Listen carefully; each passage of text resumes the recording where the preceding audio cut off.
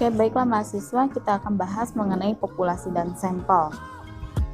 Oke, populasi. Apa itu populasi? Jadi populasi itu adalah keseluruhan individu atau objek yang diteliti dan memiliki beberapa karakteristik yang sama. Kumpulan objek ini tidak hanya orang saja, tidak hanya individu, tidak hanya kelompok, ya, tetapi bisa juga dengan karakteristiknya atau sifat yang dimiliki oleh subjek atau objek yang diteliti, gitu.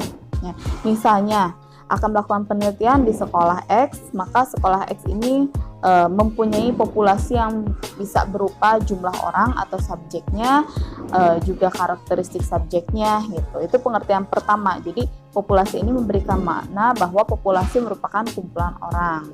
Nah, pengertian yang kedua bahwa orang-orang yang di sekolah X tersebut tentu mempunyai karakteristik, ya. Misalnya motivasi kerjanya, ya, kemudian disiplin kerja, kepemimpinannya, iklim organisasinya.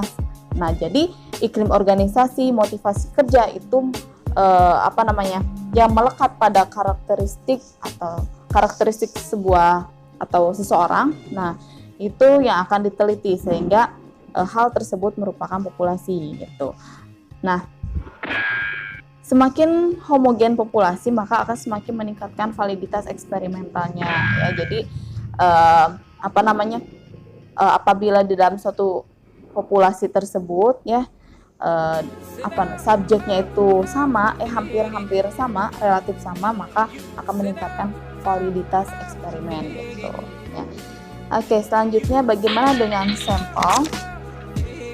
Sampel itu merupakan sebagian dari populasi yang dapat mewakili seluruh populasi. Ya, tentu kalau misalnya sebagian berarti hanya ada beberapa subjek yang akan dijadikan yang akan dijadikan sebagai objek penelitian, gitu. Jadi tidak semua populasi yang dijadikan subjek penelitian. Nah, di dalam pengambilan sampel, ya, ini ada syarat-syaratnya, ya. Jadi syarat-syaratnya itu harus representatif sampelnya. Jadi representatif itu maksudnya sampel yang memiliki ciri karakteristik yang sama atau relatif sama, gitu, ya. Jadi yaitu karena berhubungan dengan data homogen, gitu. Nah, selanjutnya bagaimana dengan hubungan samplingnya? Nah, begini ya mahasiswa, tentu kita ambil contoh di kampus. Populasinya itu adalah seluruh mahasiswa di kampus, ya kan? Di kampus itu kan ada mahasiswa PAI, ya, atau mahasiswa PAUD, ya, kemudian manajemen misalnya. Nah, itu merupakan populasi, berarti seluruh mahasiswa yang ada di kampus. Nah, kita harus membuat daftar mahasiswa, gitu ya, daftar mahasiswa yang akan dijadikan sebagai frame sampel. Misalnya nih, akan meneliti mahasiswa tingkat akhir, berarti kan mahasiswa tingkat akhir semua yang ada di dalam populasi tersebut diambil satu-satu, gitu ya, misalnya satu kelompok. Kemudian jika misalnya di dalam penelitian kita butuh 20 sampel sajalah untuk mewakili, nah tinggal diambil dari frame sampel tersebut 20 mahasiswa. Nah, jadilah itu merupakan unit eksperimennya, yaitu seorang mahasiswa. Tetapi nanti banyak teknik-teknik sampling, ada random, kemudian ada cluster dan lain sebagainya. Kita akan bahas lebih lanjut. Nah, mengapa sih harus sampling, gitu? Mengapa harus ada sampel? Kita tahu bahwa populasi ini merupakan jumlah yang besar, ya, dan tidak mungkin seluruh elemen diteliti. Itu akan pertama akan menghabiskan waktu yang banyak, ya, kemudian cara perhitungannya juga akan semakin panjang, seperti itu. Kemudian yang lainnya adanya keterbatasan waktu penelitian, biaya, ya. Jadi penelitian juga perlu biaya, ya, dan sumber daya manusia, gitu, ya. Nah, di dalam suatu penelitian atau terhadap sampel itu bisa lebih reliable daripada terhadap populasi. Misalnya, ya, elemen sedemikian banyaknya, maka akan memunculkan kelelahan fisik dan mental para pencacahnya, penelitinya gitu, sehingga banyak terjadi kekeliruan. Ya betul. Jadi dalam melakukan pembuatan atau penarikan atau teknik sampling ya, itu harus yang reliable gitu ya. Harus, karena apa? Karena keterbatasan kemampuan ya, kelelahan fisik itu akan mempengaruhi gitu. Nah, populasi juga harus homogen. Nah, jadi jika misalnya ada populasinya heterogen, nanti ada teknik sampling bagaimana kalau misalnya populasinya heterogen gitu. Kerepresentatifan sampel, yaitu kecenderungan sampel yang mendekati keadaan identik populasi. Jadi kerepresentatifan sampel ini dipengaruhi oleh homogenitas populasi, ya, populasi yang homogen, kemudian jumlah sampel yang dipilih, banyaknya karakteristik subjek, adanya adekuasitas teknik pengambilan sampel. Nah, homogenitas itu kan di dalam satu populasi itu harus homogen ya, dilihat berdasarkan aspek tempat atau geografis ya, kemudian aspek subjeknya bisa diklasifikasikan berdasarkan jenis kelamin, umur, kemudian pendidikan, kepribadian, intelijensia, kemudian kalau misalnya tadi tempat atau geografis itu diklasifikasikan berdasarkan provinsi, sehingga data-data tersebut, populasi tersebut homogen, jadi relatif sama homogen itu ya. Nah, atau aspek sosialnya, contohnya mencakup kelas sosial, keluarga, dan lingkungan sosial, jadi harus homogen populasinya itu ya. Nah, apa itu aspek sampel? Ya, bagaimana aspek sampelnya? Untuk memperoleh keadaan sampel yang representatif, ya, maka ada beberapa aspek sampel yang harus diperhatikan. Pertama, jumlah sampelnya, kemudian besar anggota sampel, dan teknik pengambilan sampel. Dari jumlah sampel, ya, jumlah sampel itu merupakan banyaknya kelompok sampel yang dibutuhkan dalam suatu eksperimen. Ini jumlah sampel. Jumlah sampel ini ditentukan oleh desain eksperimennya. Ya, nanti kita akan bahas juga mengenai desain eksperimen dan melakukan komparasi antara kelompok eksperimen atau kelompok kontrol kalau misalnya penelitiannya eksperimen, ya. Dan jumlah sampel yang dibutuhkan dua atau komparasi dua perlakuan pada satu sampel, yaitu kelompok penelitian. Jadi ini poin terakhir ini untuk penelitiannya penelitian eksperimen. Nah, besar anggota sampel juga ya, peneliti menentukan berapa besar anggota sampel yang akan diambil dari populasi. Kemudian berapa anggota sampel eksperimen tidak ditentukan berdasarkan populasi, tetapi oleh kekuatan pengaruh perlakuan dari studi sebelumnya ya. Dan ini satu lagi, semakin besar power of efek diperlukan sampel yang relatif sedikit, semakin lemah dibutuhkan sampel yang relatif banyak. Jadi sampelnya itu harus benar-benar data dari populasi yang homogen. Ini syarat-syarat sampel: presisi, akurasi atau ketepatan ya. Kalau misalnya presisi itu mengacu pada persoalan sedekat mana estimasi kita dengan karakteristik populasi. Biasanya diukur dengan simpangan baku gitu kan ya itu. Kalau misalnya makin kecil perbedaan di antara simpangan baku yang diperoleh dari sampel ya dengan simpangan baku dari populasi, maka akan tinggi pula tingkat presisinya. Teknik sampling. Nah, teknik sampling itu apa? Di proses pemilihan jenis sampel dengan memperhitungkan besarnya sampel yang akan dijadikan sebagai subjek atau objek penelitian. Nah, pemilihan sampel itu harus bersifat representatif, artinya sampel yang dipilih itu harus mewakili populasi, itu baik dari karakteristiknya ataupun dari jumlahnya. Sampling ini, teknik sampling bagi menjadi dua, ya, ada yang probability sampling dan ada non probability sampling ya. Kemudian probability sampling itu ada 6, silahkan dibaca. Non probability sampling itu ada 5 ya. Kita akan bahas satu persatu ya. Apa itu probability? Jadi kalau misalnya teknik sampling probability, setiap anggota populasi mempunyai peluang yang sama untuk dipilih menjadi anggota sampel.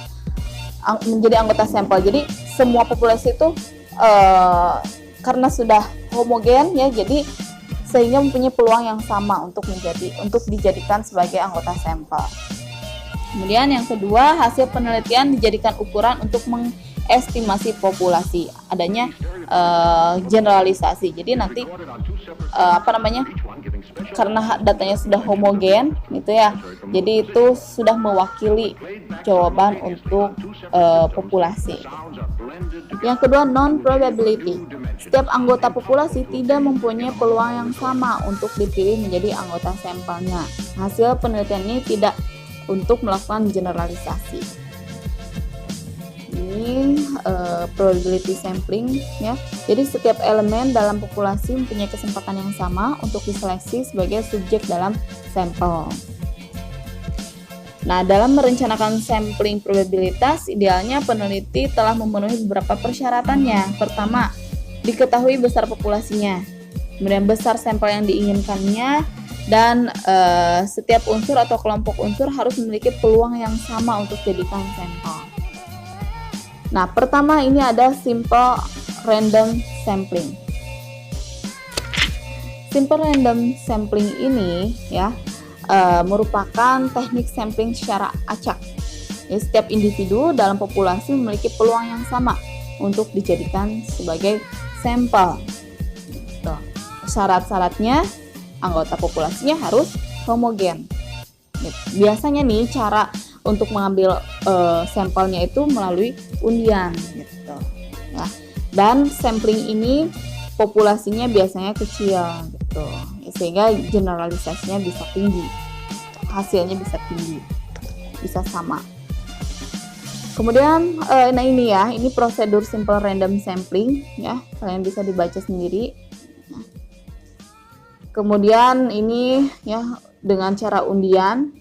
Jadi kalau dengan cara undian memberikan nomor pada seluruh anggota populasi, lalu nanti diacak ya, diacak, kemudian dipilih nomor-nomor sesuai dengan banyaknya jumlah sampel yang dibutuhkan. Yang kedua ada stratified random sampling. Nah, teknik ini digunakan ya bila populasi itu mempunyai anggota atau unsur yang tidak homogen dan berserata secara proporsional. Nah, sampling ini banyak digunakan untuk mempelajari karakteristik yang berbeda. Misalnya di sekolah ada kelas 1, kelas 2, ataupun kelas 3 dan sebagainya. Atau responden itu dapat dibedakan menurut jenis kelamin, laki-laki, perempuan. Karena ini datanya atau populasinya kan heterogen ya. Sehingga harus ada proportionate. Jadi ada pembagian strata gitu ya, diurutkan dulu berdasarkan kelompok biasanya gitu, kelompok kelas ataupun jenis kelamin. Ini contohnya certified random sampling. Misalnya di dalam suatu perusahaan ya atau di dalam suatu sekolah ada 900 orang ya. Guru misalnya ya, bukan dalam sekolah sih, ini kayaknya misalnya dalam suatu provinsi atau daerah ada 900 guru ya. 900 guru tersebut dibagi menjadi 3 bagian, ada yang guru golongan 2, guru golongan 3 dan guru golongan 4 ya. Kemudian nanti dari guru golongan 3 itu ada 300 orang, nah itu diambil sampelnya 90 orang. Nah, 90 orang ini dari masing-masing golongan itu merupakan sampel. 900 yang populasi ini merupakan populasinya. Kemudian yang ketiga, proportionate stratified random sampling. Nah, teknik sampling dari anggota populasi secara acak dan berstrata secara proporsional. Anggota populasinya itu heterogen dan mempunyai arti yang signifikan pada pencapaian tujuan penelitian. Nah, misalnya seorang peneliti ingin mengetahui sikap manajer terhadap suatu kebijakan perusahaan, ya, dia menduga bahwa manajer tingkat atas itu cenderung positif sikapnya terhadap kebijakan perusahaan tadi. Maka di sini agar dapat menguji dugaan tersebut, maka sampelnya itu harus terdiri dari para manajer tingkat atas, tingkat menengah, dan tingkat bawah. Ini yang namanya proportionate stratified random sampling. Oke, ini contohnya. Kemudian yang nomor 4 ada disproportionate stratified random sampling. Teknik sampling di mana populasi berstrata tapi kurang proporsional. Nah, misalnya jumlah guru di Kecamatan Ngalian memiliki 1 orang lulusan S3, 4 orang lulusan S2, 178 orang lulusan S1, dan 156 orang lulusan diploma. Maka pengambilan sampel untuk S3 ya sebanyak 1 orang. Pengambilan untuk S2 sebanyak 4 orang, untuk S1 dan diploma diambil secara proporsional. Kemudian nomor 5 ada cluster sampling area. Nah, teknik sampling ini ya digunakan untuk menentukan sampel apabila objek yang akan diteliti atau sumber datanya itu sangat luas. Contoh nih, penduduk dari suatu negara atau provinsi atau kabupaten gitu. Untuk menentukan penduduk mana sih yang akan dijadikan sebagai sumber data, maka pengambilan sampel ditetapkan secara bertahap ya, dari wilayah yang luas negara sampai ke wilayah terkecil sampai ke kabupaten gitu ya. Setelah terpilih sampai terkecil kemudian baru dipilihlah secara acak. Ini namanya cluster sampling. Ini mudah ya dan murah, tapi tidak efisien dalam hal ketepatannya serta tidak mungkin. Karena apa? Karena ini kan tadi berdasarkan wilayah dulu dari yang terluas hingga terkecil gitu. Karena ada beberapa tahap gitu kalau dalam cluster sampling. Nih kan digunakan jika objek yang akan diteliti itu sangat luas, kemudian populasinya biasanya berbentuk gugus atau kelompok-kelompok tertentu ya. Akan dibaca. Ini contohnya cluster sampling ya. Ada 2 tahap, yang tadinya luas ya, ini kan datanya besar jadi datanya makin kecil gitu. Nomor 6 ada systematic sampling. Setiap elemen populasi dipilih dengan suatu jarak interval tiap ke n elemen dan dimulai secara random dan selanjutnya dipilih sampelnya pada setiap jarak interval tertentu. Jarak interval misalnya ditentukan angka pembagi 5, 6, atau 10 atau dapat menggunakan dasar urutan abjad. Nah, syarat yang perlu diperhatikan oleh peneliti itu adalah adanya daftar semua anggota populasi. Nah, sampling ini bisa dilakukan dengan cepat dan menghemat biaya, tetapi bisa menimbulkan bias, jadi datanya tidak representatif gitu. Kalau sistematik itu karena pengambilan sampelnya itu kan bisa diambil misalnya ya secara acak, yaitu ganjil saja misalnya, kemudian genap saja, atau kelipatan dari bilangan tertentu. Nih ya, contohnya misalnya jika ada 100 guru, semuanya itu diberikan nomor urut 1 sampai 100, maka pengambilan sampel dapat dilakukan berdasarkan urutan nomor, misalnya genap saja atau ganjil saja atau kelipatan. Systematic random sampling ini merupakan cara pengambilan sampel di mana sampel pertama ditentukan secara acak, sedangkan sampel berikutnya diambil berdasarkan suatu interval tertentu. Jadi ada tetap sama ya, ada 2 cara. Ini contohnya, ini misalnya datanya banyak nih yang titik-titik itu ya. Kemudian diambil berdasarkan secara sistematis, misalnya yang nomor urut 2 gitu kan, yang ada angka 2-nya atau angka 4-nya gitu.